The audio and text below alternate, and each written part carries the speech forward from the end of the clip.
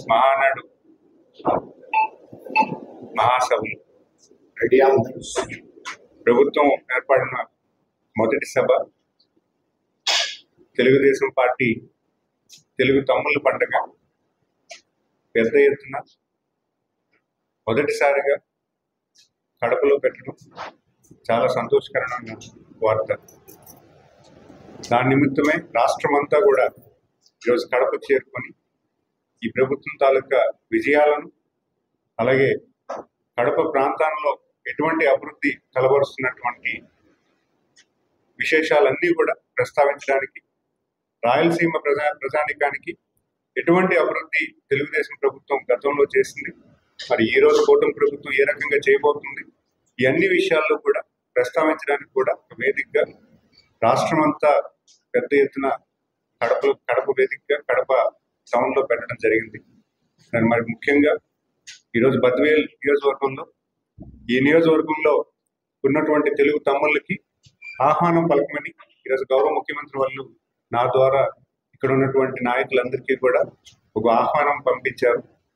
వీళ్ళందరినీ కూడా తెలుగు పండగకి, తెలుగుదేశం పండగకి, తెలుగు వాళ్ళందరూ కూడా గర్వించే ఈ మహానాడు పండగకి పెద్ద ఎత్తున అందరూ రావాలని మేమందరినీ కూడా కోరడం జరిగింది.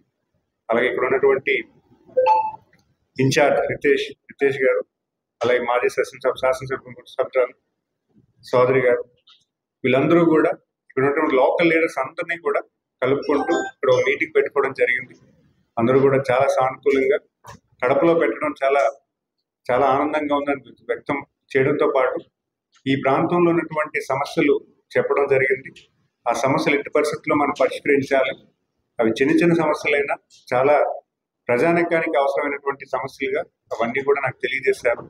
ఖచ్చితంగా అవన్నీ కూడా నేను గౌరవ ముఖ్యమంత్రి వారు, అలాగే యువ నాయకులు నారా లోకేష్ గారికి కూడా తెలియజేసి దానికి వెంటనే స్పందించే దిశగా నేను కూడా పనిచేస్తానని తెలియజేసుకుంటూ, మరి అంతేకాకుండా నేను ఎంఎస్ఎంఈ సెర్ప్ డిపార్ట్మెంట్లో మినిస్ట్రీ చేస్తున్నాను.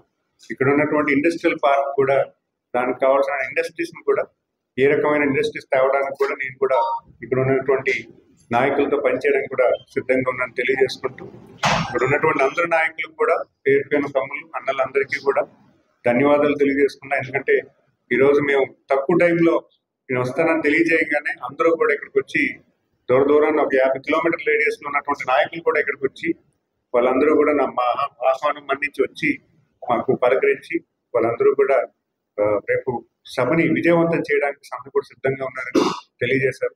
చాలా సంతోషంగా భావిస్తూ రేపు సభని మరింత చైతన్యవంతం చేసి ఆ సభలో ఉన్నటువంటి విశేషాలందరూ కూడా ప్రజానికానికి తెలిసే విధంగా మీరు కూడా పార్టిసిపేట్ చేయాలని కోరుకుంటూ ధన్యవాదాలు తెలియజేస్తాను. నమస్కారం.